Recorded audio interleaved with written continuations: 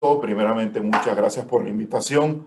Tú sabes que este es un tema extremadamente interesante de actualidad, que ya en Panamá debemos comenzar a discutirlo, comenzar a analizarlo con una viabilidad y una nueva fuente de inclusión financiera en nuestro país, donde si nos vamos a la estadística, solamente un 50, quizás un 50% de nuestra población está debidamente bancarizada. Es decir, que tenemos otro baque de 50% de panameños que necesitan entrar que necesitan ser incluidos financieramente. Y hay que buscar cualquier tipo de herramienta que nos facilite esto. Yo considero que la tecnología disruptiva que trajo el blockchain, que trajo el Bitcoin a través del blockchain, nos facilita todo esto. Por eso es importante que analicemos ya como país este asunto, que no es un asunto nuevo, que es un asunto que se está legislando hace un par de años, como lo vamos a ver ahora, pero que nosotros sí estamos en una situación estamos congelados en la película. Algo rapidito, antes de entrar en el Bitcoin, yo quiero explicarles cómo yo conocí el Bitcoin. Yo no era un enamorado del Bitcoin, pero en el 2017 en Panamá se dan varios acontecimientos que cambiaron la manera de queremos hacer negocios. El primero fue el famoso artículo ese que lleva el nombre de nuestro país, que yo trato de no utilizarlo porque es un irrespeto hacia la República de Panamá, porque pueden ponerle cualquier nombre. Entonces, eso conllevó a los que estamos en el sistema bancario una situación de estrés. Esa situación de estrés generó de que nuestros bancos corresponsales nos llamaran y muchas veces hasta nos consultaran. Tú me tienes que decir a mí cuántos clientes tú tienes de esa firma para yo continuar dándote el servicio de corresponsalía. En ese momento, nosotros en la asociación bancaria que estábamos viendo este problema, revisamos el tema y comencé a leer sobre el blockchain. Comencé a leer sobre esta nueva tecnología que agiliza, que agiliza las transacciones internacionales, y me dije, es una tecnología muy interesante que si nosotros lo aplicamos al modelo financiero bancario sería un éxito, y lo sigo pensando. Entonces, de ahí fue como yo llegué al Bitcoin. Yo no llegué al Bitcoin porque pensaba que el Bitcoin era la panacea, no, yo llegué por el blockchain, porque yo sigo pensando al sol de hoy que el blockchain es el camino. El Bitcoin es uno de esos automóviles que va en esa gran autopista que generó esta tecnología, una de las tantas criptomonedas que hay. Pero sí tenemos que iniciar con el Bitcoin. ¿Por qué iniciamos con el Bitcoin? Porque el Bitcoin fue el primero. El blockchain nació, la primera blockchain fue donde corrió Bitcoin. En el 2018 se recuerdan que se da la gran depresión de este siglo, con el problema que hubo en Estados Unidos con las hipotecas subprime. No tengo que entrar a conversar, pero ese evento fue el que generó que un grupo de muchachos o de personas, o no sabemos quién, utilizando el seudónimo de Satoshi Nakamoto, que además ganó el hombre del año según la revista Times, no se sabe quién es Satoshi Nakamoto. Él hizo un white paper y él dijo, mira, nosotros no necesitamos el sistema financiero para comprar entre nosotros. Nosotros podemos utilizar esta moneda de confianza como medio de pago y utilizarla para pagarnos entre nosotros. Y así nació el Bitcoin.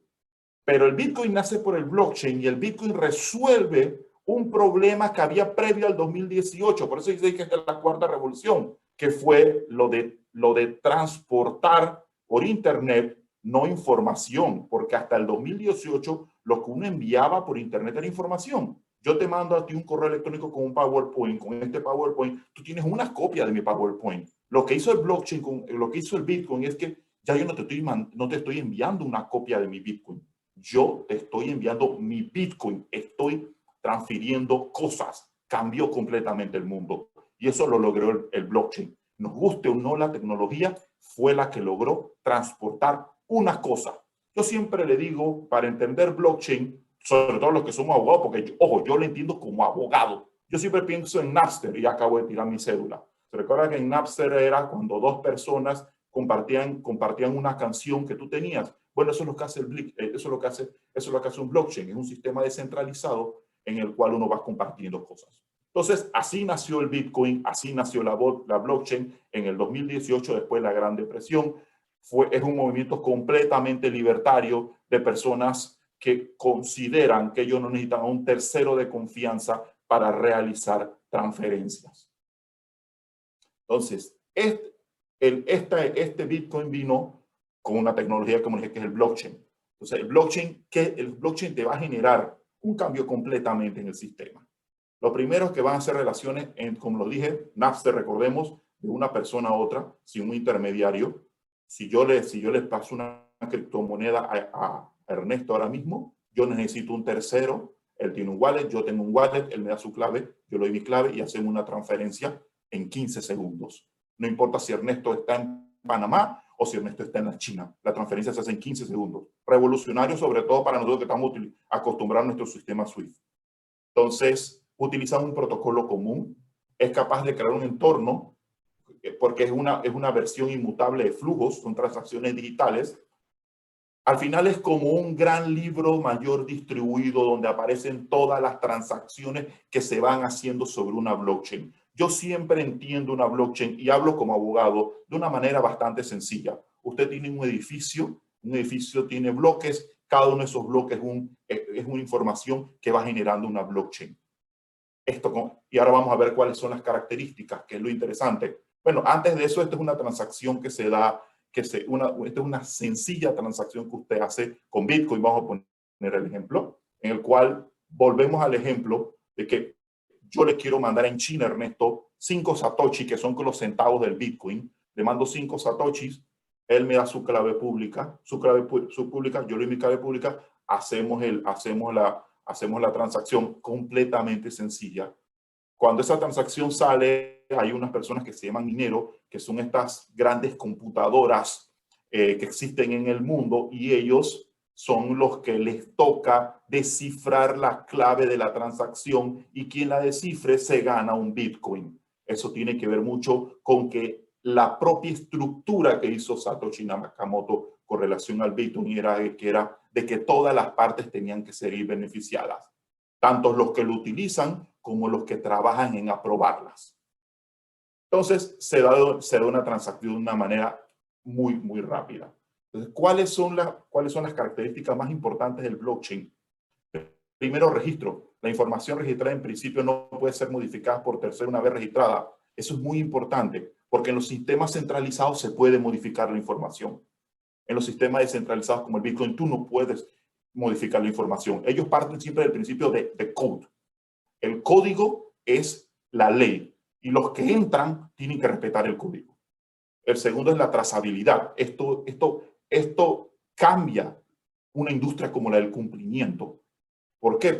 Porque todas las transacciones que se hacen en Bitcoin en blockchain quedan debidamente registradas. Entonces ahí vemos, sobre todo a las personas que de una manera están en contra del Bitcoin porque salen noticias negativas, la gran diferencia que tiene el Bitcoin con el dinero fiduciario, es decir, nuestro balboa, nuestro dólar, es que el balboa del dólar es anónimo. Si yo a usted le doy $5, usted no sabe quién lo tenía antes y yo no voy a saber quién lo tiene después. Por eso es que nosotros tenemos departamento de cumplimiento y tenemos herramientas de cumplimiento para tratar de entender o conocer quién es esa persona anónima. En blockchain no. En blockchain las monedas serias, porque hay todo tipo de monedas, son completamente trazables. Es decir, usted va a la blockchain y usted traza la moneda. Eso no lo tiene el dinero fiduciario. Eso es una ventaja que tiene el Bitcoin y la mayoría de las criptomonedas serias. Es una ejecución descentralizada que además introdujo el concepto de smart contract. Esto es muy interesante. Los smart contracts no nacen en Bitcoin, nacen en la red de Ethereum. Ethereum es el creador de los smart contracts. Ethereum es otra criptomoneda que es un desarrollo tecnológico, un mero desarrollo tecnológico. Sobre Ethereum, ahora es que corren las DeFi, las finanzas descentralizadas, que a través de smart contracts hacen funciones como de pequeños bancos completamente automatizados. Entonces, es una tecnología que nosotros tenemos que ver. Después tiene la eficiencia. No es necesario un tercero de confianza para procesar una transacción. Y esa eficiencia no la tenemos que ver como que el meteorito que va a acabar con el sistema bancario, sino que lo tenemos que ver como un elemento que puede hacer que nosotros seamos más eficientes en el servicio que prestamos a terceros. Y lo tercero es la transparencia. El blockchain es completamente transparente. como se los dije, la información es pública y la información está en la red. Ahí entonces entramos en una discusión sobre qué es más importante cuando es un sector regulado. Bueno, si un sector regulado puede ser una blockchain privada.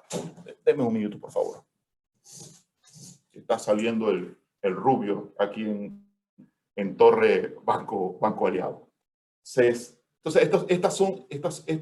estas son características que las tienen todas las criptomonedas. Y es importante que nosotros las conozcamos, porque para poder regular algo, tú tienes que entender cómo funciona. De ahí que la importancia previo a manejar cualquier tipo de criptomoneda es entender cómo funciona. Entonces, aquí les dejo, esto para mí es muy interesante, que es el sistema bancario tradicional y las operaciones que se hacen a través de Bitcoin o de cualquier otro criptoactivo. Si ustedes ven como les ven, es sistema descentralizado. No importa si Ernesto está en China o está al frente mío, la transacción se va a hacer siempre en 15 segundos porque es peer-to-peer entre nosotros dos. Cuando es el sistema bancario, nosotros ahora mismo tenemos, este es el sistema, nosotros utilizamos bancos corresponsales, nuestras transacciones internacionales pueden dar 24, 36, 48 horas y es una realidad. Y si alguno de nosotros tiene un nombre parecido al de algún capo, prepárense porque viene una debida diligencia ampliada y nosotros simplemente le podemos estar mandando información a un familiar que tiene en España que necesita con carácter de urgencia y le está llegando en 3 días. Entonces, esto conlleva un análisis serio de parte de nosotros como entidades financieras que buscamos una eficiencia o asesores legales financieros.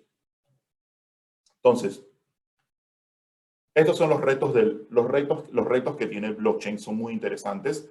Los primeros, la escalabilidad. Yo siempre pongo las dos actualmente. Nada es más escalable que Visa y Mastercard. O sea, la cantidad de operaciones que realizan por segundo es envidiable. Entonces, blockchain tiene que ir hacia allá y ya hay algunas cripto que tienen igual o mejor escalabilidad que las dos principales del negocio en transacciones internacionales que para mí son Visa y Mastercard. ¿Por qué? Porque Bitcoin sí no es es bastante lenta. Son 14 segundos comparado con otras que te hacen en 7, otras que te lo hacen en 2, otras que te lo hacen en 1. Entonces, como es la primera y es la más viejita, entonces es la más lenta en materia de escalabilidad. Pero bueno, si volvemos a la gráfica anterior, donde tú lo recibes en 14 segundos y otro lo recibes en 3 días, digo, yo prefería, aunque fuese menos escalable, que me llegara más rápido. Integración, si hay las blockchains son públicas, son difíciles de integrar, pero eso se puede arreglar a través de blockchain privadas, hechas por consorcios, por bancos. Digamos, si nosotros aquí quisiéramos tener un sistema de pago, que hay un proyecto de ley, quisiéramos que ese sistema de pago corriera sobre blockchain, nosotros tenemos una blockchain para que los bancos y todas las personas que formen parte de ese sistema de pago corran sobre blockchain, mucho más rápido, mucho más expedito y mucho más seguro. Otro asunto es el del derecho al olvido, porque bueno, ya ¿cómo uno hace para salir de una blockchain? Si yo quiero sacar mi información de la blockchain, esa información es mía, me pertenece, yo no quiero que esté ahí, entonces ya son debates que se están dando muy interesantes. Entonces habla, bueno, si tú quieres salir, se te puede dar una clave pública para que tú pongas como un parche y en ese parche ya no está tu información y solamente se tenga tu información si lo pide alguna institución final, alguna autoridad competente. Todas esas son discusiones que se están haciendo. Bueno, y la confidencialidad también, que si es un sector regulado tiene que ser una blockchain privada, no puede ser una blockchain pública porque tenemos que proteger los datos de nuestros clientes. Entonces, estas son las industrias que actualmente están utilizando blockchain a nivel mundial. Es muy, muy interesante para que ustedes vean cómo algo que nació siendo un medio de pago actualmente está utilizándose en otros sectores como logística, como puertos, como seguros. Ustedes menciónenlo, donde se necesita una tecnología descentralizada, trazable, esta es una alternativa.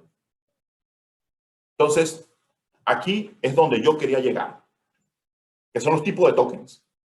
Y aquí vamos a partir por la legislación suiza, que es para mí una legislación muy buena en este punto y es la que establece cuáles son los diferentes tipos de tokens. ¿Por qué los diferentes tipos de tokens? Porque las personas parten del error de que todo es Bitcoin, que todas son como Bitcoin. No. hay varios tipos de criptomonedas con diferentes tipos de funcionalidad. No todo es Bitcoin. Bitcoin tiene algunas similares, pero hay otras como Ethereum que no tiene absolutamente ninguna relación con Bitcoin, solamente que corre en blockchain y una blockchain mejor desarrollada que la de Bitcoin. Entonces, igual ADA de Cardano, IOTA, bueno, IOTA no es blockchain, IOTA es Tangle, que dicen que es tercera generación, pero para no desviar el tema, vamos a los tipos de tokens. El primer tipo de token que hay es el payment token o el token de método de pago, que es el mejor ejemplo es el Bitcoin, que consiste en medios de pago para adquirir productos y servicios. El tenedor tiene un derecho sobre el emisor. Estos activos son divisas digitales en el sentido más amplio de la palabra. Mejor ejemplo es el Bitcoin. Después vienen los utility tokens. Hay un token que me encanta, un utility token que se llama Zeta, que para los gamers, que es una red de juegos donde ya tú no necesitas PlayStation ni Nintendo, sino que tú entras a esta red y tú juegas los juegos que tú quieras comprando Zeta, que es su criptomoneda. Entonces, el utility token te da un derecho para disfrutar un producto. Es como cuando uno va a un casino y uno transforma dinero en fichas. Ese dinero que te da el casino, tú lo utilizas y tú juegas en un casino con esa ficha. Igualito, esos son utility tokens. Después vienen los asset tokens que son muy, muy interesantes y están relacionados ya con el sector, con el sector de valores, y son aquellos que cuando salen y nacen, el SEC a veces dice que, ojo, tengo que practicar un Howey test para ver si estamos hablando de un token que tú me tienes que pasar por bolsa. Y eso es sano, porque las industrias tienen que tener ese tipo de reglamentación en beneficio del cliente final, que es el consumidor. Entonces, los asset tokens representan activos de deuda. Entonces, estos activos te pueden dar un beneficio sobre una empresa. Puede ser que tú eres accionista, puede ser que tú tienes un bono, para hacerlo más sencillo, palabras más, palabras menos. Es un asset tokens. Algunas jurisdicciones llaman security tokens, pero si es un security tokens, tiene que haber pasado por alguna bolsa que lo autorizó. Entonces, ese es otro tipo de tokens que hay muy interesante. Y el cuarto, perdón, son los híbridos, que son una combinación de cualquiera de los tres anteriores. Esto es legislación suiza. Esta es la mejor clasificación que yo he visto para los tokens y la que siempre utilizo para cualquier tipo de análisis de riesgo que quiera hacer sobre un paper que emite sobre un white paper de una criptomoneda nueva que se haya emitido. Entonces, después llegamos a qué es el Bitcoin, que siempre es lo que se habla. Yo he dicho siempre que el Bitcoin para mí representa como el oro de la criptoeconomía, pero hay otras que para mí representan el petróleo y otras que para mí representan tecnología pura.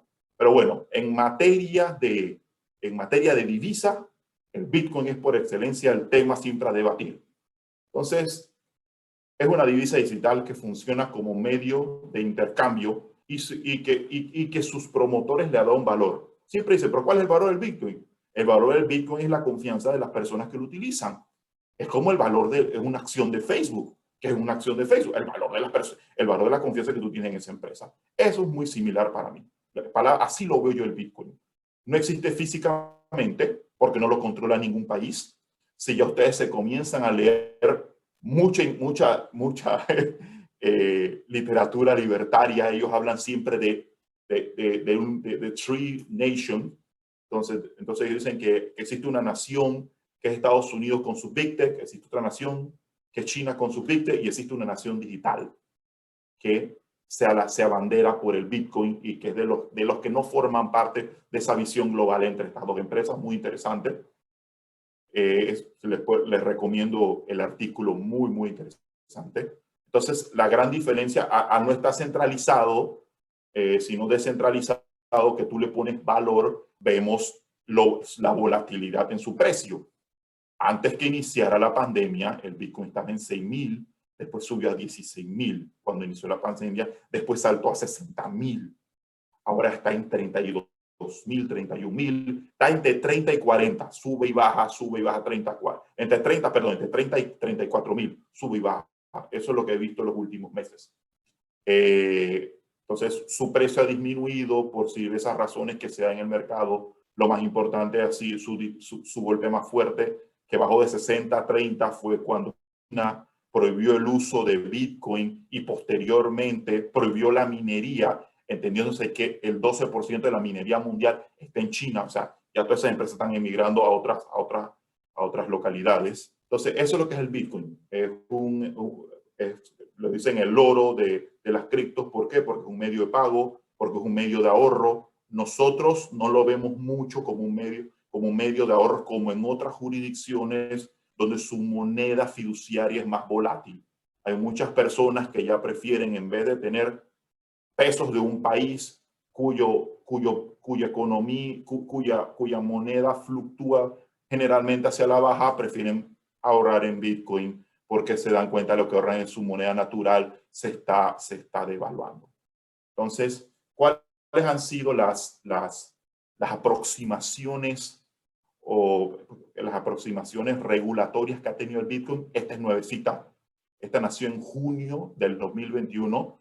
Es del Comité de Basilea, es de Basilea, y es bien importante porque ya Basilea, que primero dice que es un mercado muy pequeño, en verdad, globalmente es un mercado muy pequeño, pero sí puede ser importante para muchos países, pero sí indica, bueno, pero sí consideramos que tenemos que ya comenzar a conversar sobre el tema, porque el tema es un tema que se conversa. Entonces, lo primero que ellos dicen es mismo riesgo, misma actividad, mismo trato. Un criptoactivo que proporciona un valor económico equivalente a funciones y presenta los mismos riesgos en comparación a un activo tradicional.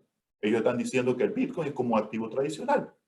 Y hay un punto muy interesante. Ellos dicen, y no puedes desecharlo porque tienes que aplicar el principio de neutralidad tecnológica. Es decir, es un criptoactivo que tiene una tecnología diferente, que nosotros tenemos que utilizarle las mismas reglas que utilizamos para los demás criptoactivos.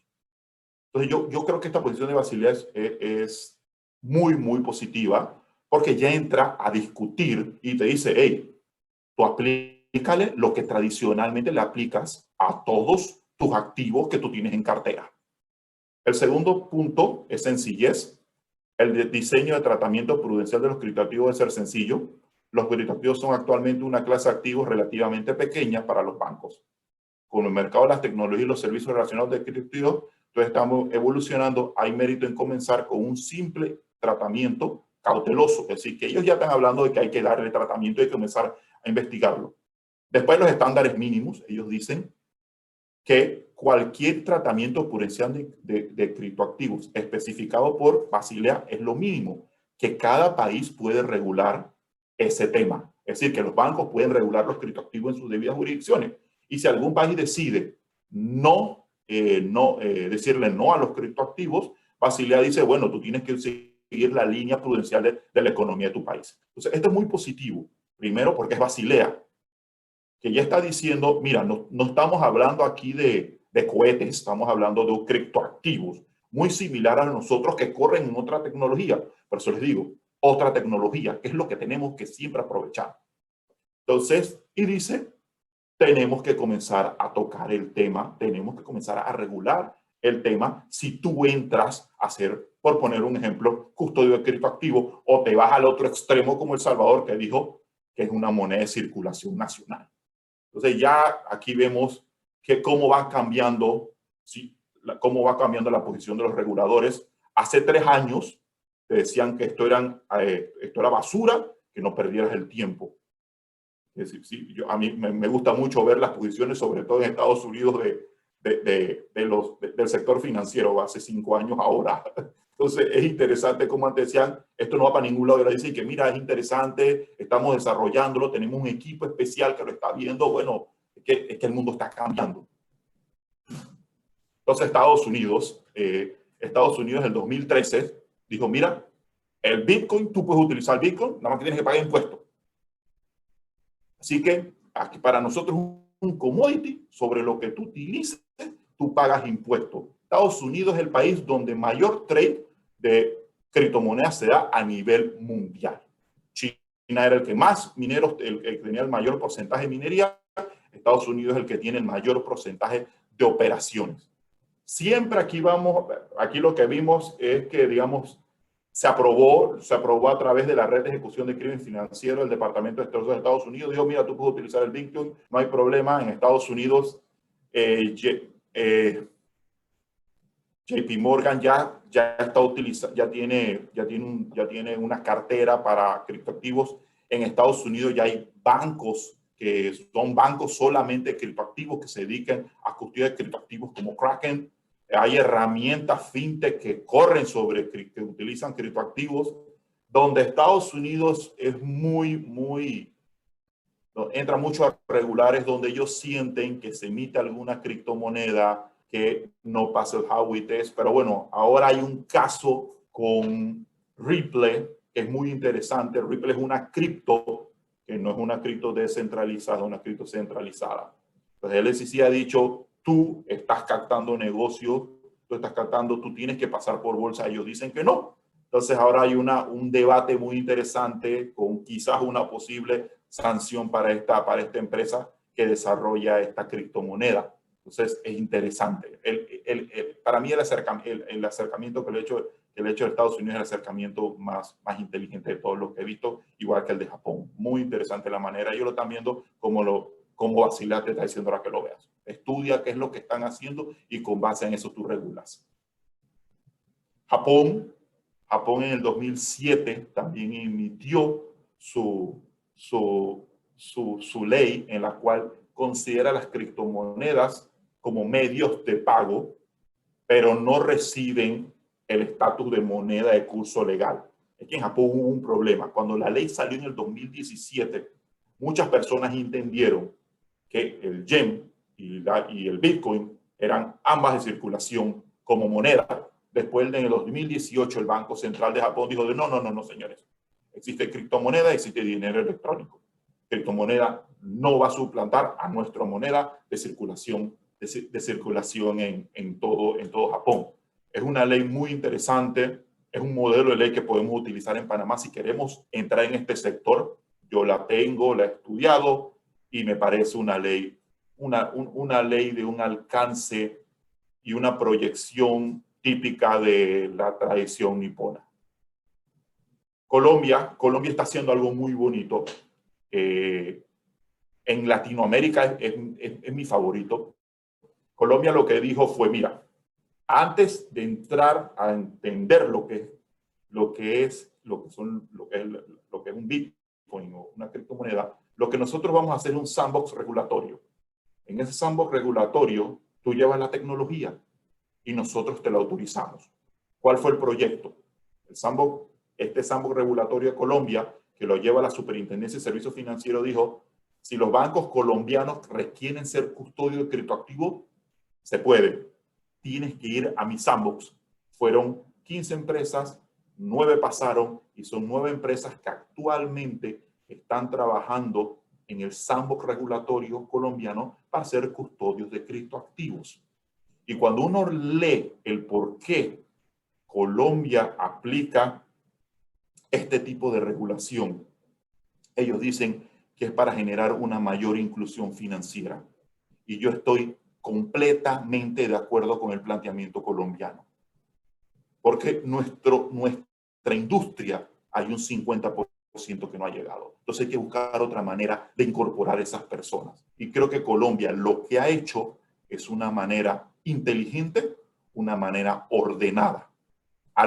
Desde el momento que ellos utilizan la figura del sandbox regulatorio, una figura inglesa, una figura que viene del common law, una figura que para nosotros los tratadistas románicos, napoleónicos, que venimos de todo lo que del Código Civil Napoleónico de Francia, para nosotros es impensable pensar, valga la redundancia, de que tú puedas tener un lugar donde tú llevas un producto para probarlo si no hay una norma. Pero bueno, es que el mundo ha cambiado. Y si nosotros partimos del error de que yo tengo que tener una norma para regular todo, no vamos a poder regular todo porque la tecnología siempre va a ir por delante de la norma. Entonces los ingleses, y es lo que están aplicando los colombianos, dijeron, ¿tú sabes qué? Yo para no estar perdiendo el tiempo tratando de entender y generar una norma, tráeme tu producto, yo entiendo tu producto y yo regulo tu producto en mi sandbox. Una manera inteligente, una manera que yo espero que en Panamá alguna vez lo veamos, porque entiendo que somos una sociedad de servicios financieros. Después viene El Salvador, que es lo último que se ha generado. Salvador se fue al otro lado. O sea, Salvador sí dijo, ¿tú sabes qué? En la República de Salvador se establece que el Bitcoin es una moneda de circulación ilimitada para cualquier tipo de transacción, sea persona natural o jurídica. El tipo de cambio del Bitcoin y el dólar de Estados Unidos adelante será establecido libremente por el mercado, entendiendo que Salvador es una economía dolarizada. Todo precio debe ser expresado en Bitcoin en El Salvador. Los intercambios en Bitcoin no estarán sujetos a impuestos sobre las ganancias del capital, al igual que cualquier otra moneda de curso legal, porque ellos lo que hicieron es decir, aquí no es una divisa, aquí no es una inversión, es tu moneda. Tú lo utilizas de una manera libre como si utilizaras el dólar. Todo agente económico deberá aceptar Bitcoin como forma de pago cuando así les sea ofrecido para adquirirse cualquier bien y servicio. Entonces, lo último que hizo El Salvador fue que a todos los salvadoreños le estaban dando un wallet del gobierno en el cual le regalaban $30 en Bitcoin para que comenzaran a utilizarlo. Entonces ya El Salvador fue otra cosa. Salvador se fue, ellos dijeron, tú sabes que yo no necesito una moneda, mi moneda va a ser el Bitcoin que va a correr a la par del dólar y aquí todos podemos utilizar Bitcoin. Esa es otra manera, es una manera diferente de ver este asunto. Entonces, después nos vamos a Panamá.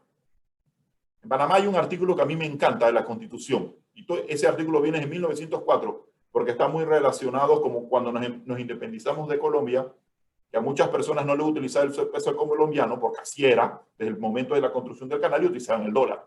Entonces, el artículo 262 de la Constitución dice, no habrá en la República de Panamá papel, moneda de curso forzoso. Hablando de libertarios, los próceres de nosotros que en 1904 escribieron este artículo eran libertarios a la enésima potencia, si nos ponemos en ese momento histórico. Porque tú señalar que en tu país no habrá en la República papel de moneda de curso forzoso es amplio, es positivo y es algo que nosotros lamentablemente hemos dejado en el olvido. Porque al final ningún tratado, ningún acuerdo debe estar por encima de nuestra Carta Magna. Otro punto interesante,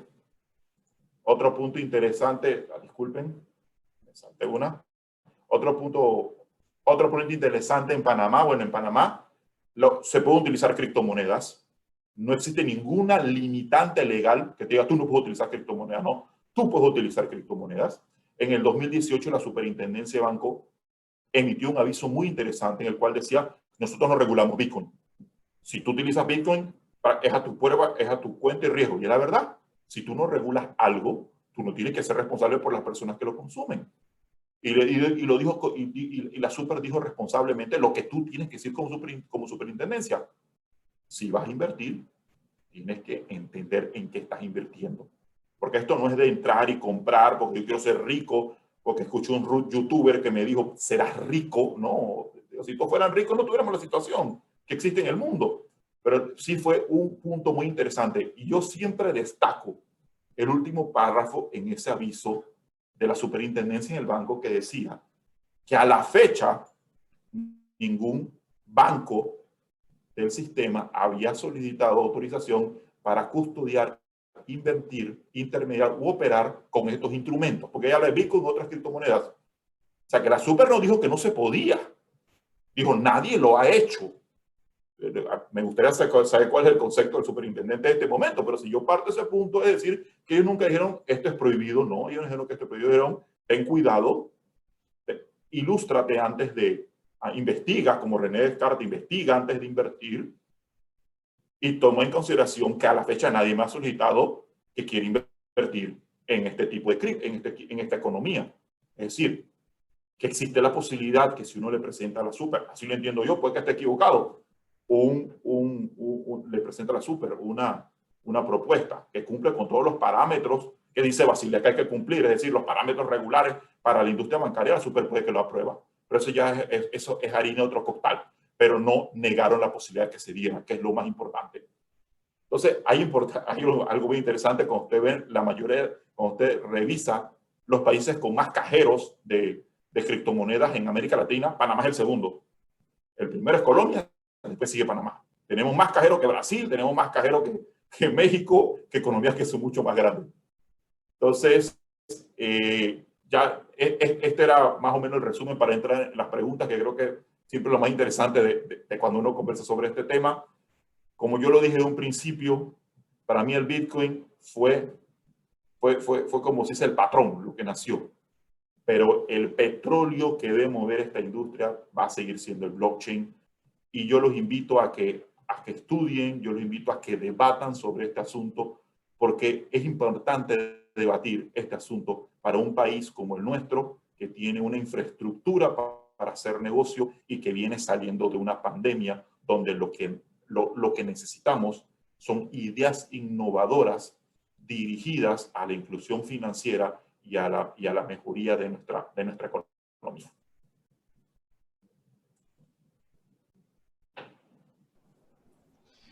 Buenísimo, Belisario.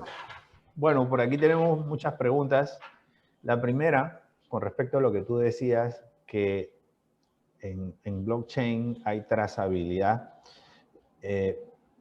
Nos preguntan por qué los hackers que secuestran información cuando piden dinero por el rescate, piden bitcoins y en teoría eso puede ser trazable como tú decías.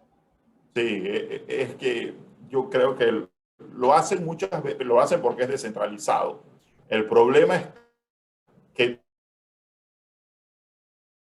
la mayoría de los crímenes donde han solicitado criptomonedas para el pago, porque es más fácil llevarte la cripto en el celular que salir con los maletines de efectivo, generalmente siempre los atrapan. No los atrapan inmediatamente, pero el FBI por lo menos ya tiene sus propios hackers que están listos para encontrar a esos hackers. Entonces, al final del camino, sí se utiliza. Muchas personas lo han utilizado, pero están llegando a ellos. Yo recuerdo que hace un par de años hubo una filtración en Twitter de que comenzaron a robarse los nombres de los usuarios de personas famosas en Twitter, y esas personas decían que les pagaran a través de criptomonedas, de Bitcoin, y al final esas personas fueron apresadas por el FBI. ¿Por qué? Porque le vas a dar trazabilidad a la moneda. Ojo, hay algunas monedas que la trazabilidad no es como la del Bitcoin, que es completamente transparente. Si tú te vas al Deep Web, tú vas a encontrar algunas como Dash, otras como Monero, que son criptos diferentes, criptos que son más confidenciales. Entonces, esos son criptos que al final que tú tienes una industria y dices, ¿sabes qué? Estas sí no las quiero aquí, porque te pueden dañar un sector que tú quieres desarrollar. ¿Cuáles son los principales reparos que tienen algunas personas respecto del Bitcoin y el posible lavado de dinero? Mira, yo creo que lo que existe es mucha falta de conocimiento de lo que es una criptomoneda. O sea, yo siempre escucho eso, no, que las criptos se utilizan para el lavado de dinero. Yo trabajo en un banco con el cual yo soy considerado, primero, como alto riesgo por ser abogado. Y segundo, si me quito de abogado, mi familia es ganadera. O sea que por ser ganadero y soy abogado, ya soy alto riesgo. No tengo por dónde no ser alto riesgo. Entonces, nosotros estamos acostumbrados a lo que no entendemos o no conocemos, decirle, no, es que eso se utiliza para el lado de dinero. Todo se utiliza en el mundo para el lado de dinero. Es muy similar a la percepción de las acciones al portador. Solamente se da dinero a las acciones al portador. Entonces, lo que uno tiene que hacer primero es una matriz de riesgo. Ok, tú quieres llegar a la conclusión que un criptoactivo es más dado al lado de dinero. Sí, puede que sí. Pero entonces tú tienes que utilizar las maneras que no lo seas. ¿Cómo? Debida diligencia. Los exchange que tradean criptomonedas. En un principio, cuando la industria inició, yo recuerdo la primera vez que abrí una cuenta en un exchange, tú salías en una foto con tu pasaporte y esa era tu vía de diligencia. Pero ya tú tienes a Coinbase, que está en la bolsa de valores de los Estados Unidos, que el SEC le dijo, tú me tienes que hacer una debida diligencia como se hace para las personas que van a estar en tu plataforma. Entonces, lo que nosotros vamos a comenzar a ver es más personas del sector financiero tradicional pasando a este sector disruptivo, aplicando las medidas de KYC de una manera más eficiente. El beneficio que tiene este sector de la criptoeconomía es que generalmente, en un 99.9%, todo es automatizado. Entonces, tú puedes automatizar ese KYC para bajar el riesgo al lado de dinero a través de un smart contract donde una persona cumple un parámetro, donde una persona pone enter, y si esa persona cumplió con todo el parámetro del KYC, esa persona es inmediatamente aprobada. Es decir, es de riesgo bajo. Si es de riesgo alto, entonces ese exchange tendrá un oficial de cumplimiento que le tocará hacerle la debida diligencia a esa persona. Entonces, al final del camino, sí, es una preocupación, pero es una preocupación que tú tienes las herramientas para disminuir el riesgo, porque lo dijo ya Basilea, es otro activo regular. Tienes que darle el mismo tratamiento. ¿Cuál es el mismo tratamiento? KYC. Claro, porque realmente la debida diligencia tiene más que ver con el origen de los fondos que con el medio de pago, ¿no? Sí. A veces nos olvidamos de eso, ¿no? Sí. A veces nos olvidamos de eso y me recuerda cuando los bancos ven el origen de los fondos y ven otra cuenta de otro banco y para ellos es suficiente, ¿no? O el origen de los fondos vendió una casa, para ellos es suficiente. Pero es que tienen que tiene una casa, está bien, pero ¿cuál es el origen de los fondos que tuvo esta persona para comprar esa casa? ¿No? Entonces, solamente se quedan en lo que se llama la primera fase, nada más, ¿no? Muchas veces se subestima esos riesgos. Ok, perfecto. Por ahí preguntan si puedes ampliar un poquito más sobre lo que es un sandbox. Ok. Mira, Sandbox es un modelo británico de regulación, muy a la británica. Ellos lo que buscan no es regular la tecnología, sino regular el producto. Es decir, se utiliza mucho en el sector fintech y en el sector cripto. Si tú tienes si tú tienes un producto, vamos a poner tú tienes un producto, vamos a ponerlo en Inglaterra. Tú eres una DeFi. Tú eres una DeFi, una Decentralized Finance. Tú corres sobre Ethereum y tú tienes una DeFi que lo que hace es tradear criptomonedas. Y tienes unos pools para poner esas criptos y ganarte un beneficio. Tú no tienes, no existe una normativa para regular eso. Pero para el final estamos hablando de un negocio. Entonces, ¿qué es lo que hace el Sandbox? Es algo que te dice, bueno, tráeme a mí ese negocio que tú me estás planteando para yo verlo si lo puedes desarrollar. Entonces, tú llevas tu producto. Tú llevas ese producto al Sandbox, que es un ambiente controlado, y con el regulador el regulador te hace todas las preguntas y busca en un ambiente controlado, estamos hablando de tecnología, comienza a revisar que el producto que tú estás presentando es un producto que el público puede utilizarlo protegiendo al público. Entonces, una vez tú pasas ese periodo que en Colombia es de 6 meses, se te da una autorización para que tú utilices ese producto. Es decir, es como llevar un producto que conlleva una tecnología disruptiva a que te lo apruebe tu regulador. ¿Por qué es bueno? Porque, por ponerte un ejemplo, nosotros, la banca en línea, cuando salió la banca en línea, ¿quién te aprueba la banca en línea? Te la aprueba la Superintendencia de Bancos. Tienes que tener un modelo que ellos te lo tienen que aprobar. Es lo mismo, pero aquí baja más allá de los bancos. Aquí puede ser terceros que quieren entrar en el sector financiero porque tienen una herramienta fintech que que es una herramienta fintech interesante. Entonces estas personas van allá con su herramienta y ellos dicen, mira, yo tengo un medio de pago, yo quiero utilizar este medio de pago y yo requiero que tú me autorices el medio de pago. Entonces tú vas al sandbox y el regulador te lo autoriza. ¿Qué es lo importante del sandbox? Lo importante del sandbox primero que tiene que ser dinámico y rápido, porque estamos hablando de tecnologías disruptivas. Si tú le vas a probar a una persona un producto en un año, hey, esa persona se ve otra legislación donde se lo aprueben en 6 meses. No puedes caer en el error de a ese producto, si no es de un banco, sino de un tercero, ponerle la misma carga regulatoria que le pone al sector financiero tradicional, que es algo que hacemos muy común en Panamá. Si tú le pones a estas personas una carga regulatoria igual a un banco, se acabó la industria. Esa persona se viera a Colombia a hacer lo mismo que pudo haber hecho aquí en Panamá. Perdiste el desarrollo de una industria en Panamá. Entonces, eso es lo que hace el sandbox. El sandbox al final, lo que tú tienes un producto financiero, que tú lo llevas a tu regulador lo ve, tu regulador lo entiende, tu regulador lo comprende y tu regulador te aprueba para que lo utilices. Entonces, es como un procedimiento. Digo, a mí siempre me ha dicho que en Panamá necesitamos una ley fintech y tiene que haber 2 tipos de regulación, tiene que haber 2 tipos de autorizaciones. Una que tiene que hacer un registro cuando la fintech está proponiendo al sandbox algo que es tecnológicamente avanzado y tiene que ser una licencia cuando hay captación de dinero. Pero tienes que traspolar la autorización a quien te lo está solicitando.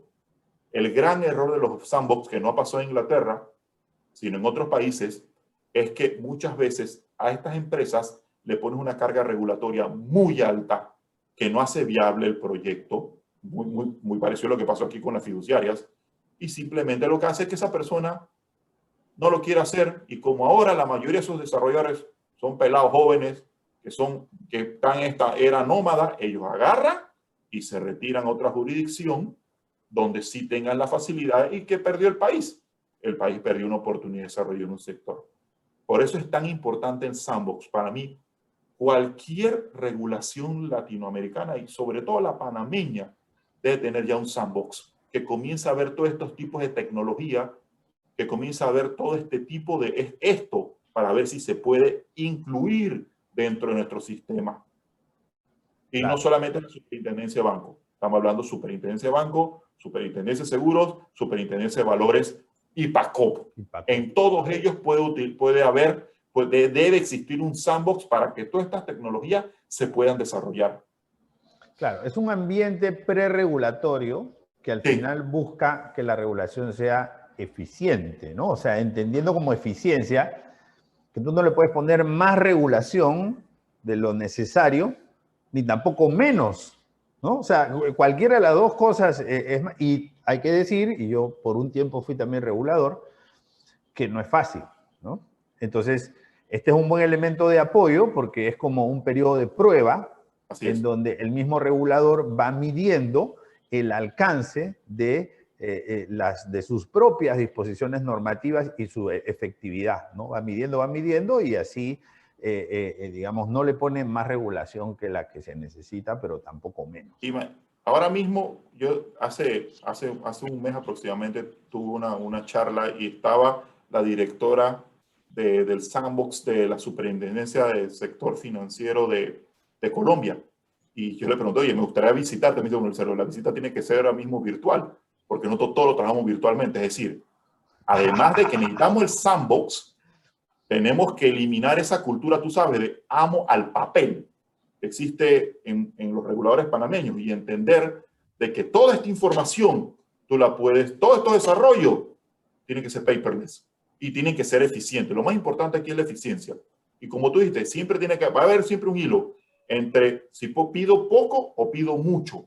Pero ahí está la sabiduría de un regulador a decir, ok, yo solamente no soy regular.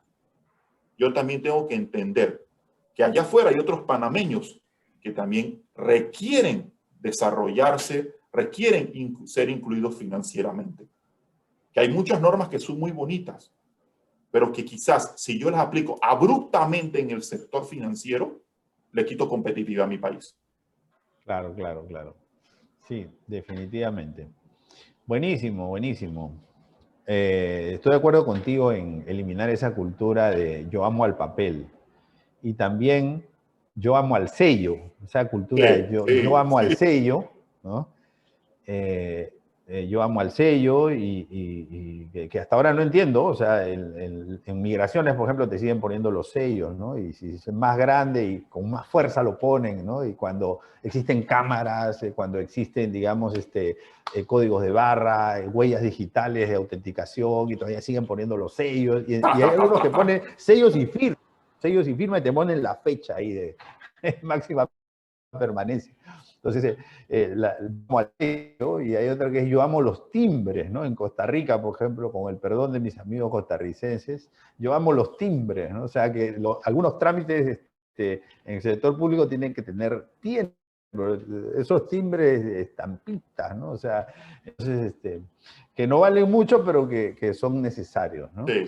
Entonces, Y ojo, todo esto, creo ¿sabes? que necesitamos un mundo más ágil, Oh, ¿no? sí, sí. Yo siempre, pónganse a ver Dubái, pónganse a ver, digo, pues tienen el dinero para hacerlo, pero hay muchos países del Medio Oriente, sobre todo estos países árabes que tienen los petrodólares, que la mayoría están ya emigrando a blockchain para todos estos sellos eliminarlo y que las autenticaciones sean digitales. Ojo, porque la tecnología, aquí el problema no es la tecnología, aquí el problema es el sapiens, que no quiere dejar atrás ese amor a lo natural. O sea, a mí me causa siempre mucha risa, y vamos, un comentario corto, Ernesto, pero todos somos contentos teniendo Facebook, y todos somos contentos teniendo Instagram, y todos somos contentos teniendo Twitter, pero pedimos una cédula. Entonces, tiene que haber algún momento que nuestra personalidad software sea igual a nuestra personalidad, pero nuestra personalidad hardware sea igual a nuestra personalidad software, y eso y blockchain te lleva hacia allá, que se llama identidad digital autosoberana. Identidad digital definitivamente es otro tema y me gustaría que podamos conversar sobre identidad digital en otro momento, así que desde ya te comprometo Gracias. y agradeciéndote, termino con algunas conclusiones. Primero que el Bitcoin no es ilegal, ¿no? Por lo menos, eh, por lo menos aquí en Panamá, el Bitcoin no es ilegal. El Bitcoin, esta es una opinión personal, más que una moneda, es un activo para mí, ¿no? O sea, pues, obviamente puede servir como medio de pago, ¿no? Pero para mí es más un activo, ¿no? Un activo como podría ser el oro, el petróleo, que no necesitamos tenerlo en nuestra casa, solamente necesitamos tenerlo en una cuenta, unos derechos sobre ese activo. Entonces, y como todo activo, el precio está sujeto a oferta y demanda. Y por lo tanto, eh, pues puede generar una posibilidad de ganancia. El Bitcoin hoy en día se ha convertido en un activo de acumulación, un activo que busca plusvalía, que es especulativo. Por supuesto que es especulativo porque así como ganas, así también puedes perder, ¿no? Pero es un activo, digamos, financiero que te permite generar una plusvalía y hasta una forma de ahorro, ¿no? Más en los casos de los países como Panamá, como El Salvador y como Ecuador, en donde tenemos economías dolarizadas. Y mi perspectiva, como ya lo he dicho en otros bancaforos, es que el dólar va a perder muchísimo valor. O sea, ya ha perdido valor en los últimos 16 meses, pero mi perspectiva es que en los próximos meses va a seguir perdiendo valor. Entonces, dicho de otra manera, ahorrar en dólares no es la mejor idea para los que vivimos en El Salvador, Panamá, en Ecuador. Para los que viven en otros países que tienen monedas locales, el análisis tiene que ser diferente, ¿no? Porque entra ya algunas otras consideraciones monetarias, ¿no? Se puede generar valor en la moneda local y hay que ver el vis a vis de la desvalorización de la moneda local contra la desvalorización del dólar, porque todo es relativo. De hecho, que los bancos puedan ofrecer algunos algunos activos en estos países dolarizados alternativos, me parece una buena idea. Una buena idea. Es decir, cuentas en euros, por ejemplo, o también algunas cuentas en bitcoins, porque repito, el Bitcoin no es ilegal. O sea, la tenencia o las transacciones con Bitcoin no son ilegales. Así que yo lo veo más como oportunidad y considero que tarde o temprano, y de repente más temprano que tarde, las criptomonedas van a estar reguladas. O sea, yo creo que ese es el futuro, yo creo que hacia eso vamos, hacia esa regulación. Y la regulación no es otra cosa que la incorporación, ¿no? Y el uso más frecuente de este tipo de activos. Así que, pues, Belisario, muchísimas gracias. Te dejo con algunas palabras finales. Primeramente, gracias, Ernesto, por la invitación.